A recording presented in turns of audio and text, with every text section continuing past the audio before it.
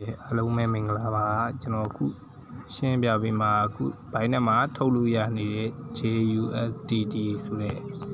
ဒီကောင်လေးအကြောင်းဖြစ်ပါတယ်အခုကျွန်တော်ဒီကောင်လေးတွေဝင်လိုက်ရင်ဘာစတွေ့ရမလဲဆိုတော့ခဏလေးစောင့်ပြီးလိုက်ပါဦးနော်အင်တာနက်လေးဖွင့်လိုက်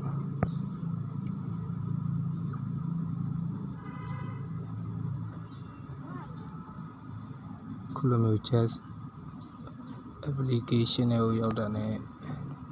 တော့ဒီနေရာမှာကိုယ့်ရဲ့ game ဆော့မဲ့မိတ်ဆွေတွေကိုဒီနေရာမှာ invite လုပ်လို့ရမယ်နောက်တစ်ခုကကြာဒီနေရာမှာ reward တွေရှိမယ်တရက်တစ်ခါဆိုင်ရင်လုပ်ပေးရမယ်ဒါကတော့ဟိုအပိုင်းနဲ့ဟုတ်ပါဘူး chess USDT ရဲ့ support စကားတော့ပြောလို့ရတဲ့နေရာပေါ့နော်အဲဒီကလုံးခဏထားလိုက်ပါဦးအခုကျွန်တော်တို့ဘာလုပ်ရမလဲဆိုရင်ဒီ gas support တွေကိုဝင်လိုက်ပါဒီထဲမှာကျွန်တော်တို့24နာရီတခါကျွန်တော်တို့ mine လုပ်လို့ရမယ်ပေါ့နော်ဒီကောင်လေးကိုနှိပ်ပြီးပါကျွန်တော်တို့လောက်ထားဆိုတော့အချိန်လေးပြီးမှပေါ်မှာပေါ့ဗျာနောက်တစ်ခုကကြတော့level ဒီကောင်ကဒီ chess USDT များဖို့အတွက်ဒီကောင်က mining လုပ်ဖို့ upgrade လေးလုပ်ပေးရတယ်ပေါ့ဗျာဒီမှာဆိုရင် upgrade ကျွန်တော်က level 19ရှိနေပါပြီသူရဲ့ rate ကတော့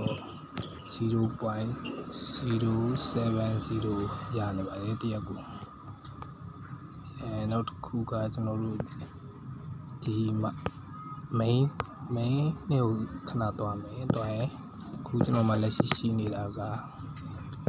chess USDT က 2.3 chess USDT ကကြတော့100ရှိပါတယ်ဒီကောင်လေးကကျွန်တော်တို့ခုန upgrade လုပ်တဲ့နေရာမှာသုံးတဲ့ကောင်ပါဒီမှာဆိုရင်ကျွန်တော်တို့ban error ကိုထည့်ပေးရတယ်ပေါ့နော်ဒီ error နေရာမှာကျွန်တော်တို့ထည့်ပြီးသားဖြစ်ပါတယ်မထည့်ရသေးဘူးဆိုဒီနေရာမှာကျတော့ကျွန်တော်တို့မိတ်ဆွေတို့ရဲ့ငွေထုတ်မဲ့ဘိုင်းနဲ့ဖြစ်ဖြစ် big cap ဖြစ်ဖြစ်ဘိုင်း bit ကနေပဲဖြစ်ဖြစ် wallet error လေးကိုဒီမှာထည့်ပြီးတော့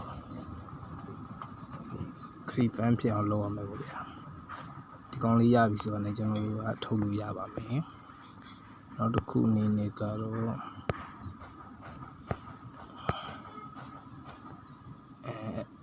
website ကနေဝင်မယ်ဆိုရင်တော့ application download တဲ့နေရာကဒီနေရာလေးပေါ့ဗျာနေရာလေးမှာဝင်လိုက် Chrome browser ဖြစ်ဖြစ်ဝင်ပြီးတော့ download ဆွဲလို့ရပါတယ်ဒါကတော့ကျွန်တော်တီးစလောက်ခဏနေပါဦးဒီကောင်တိုတယ်ဆို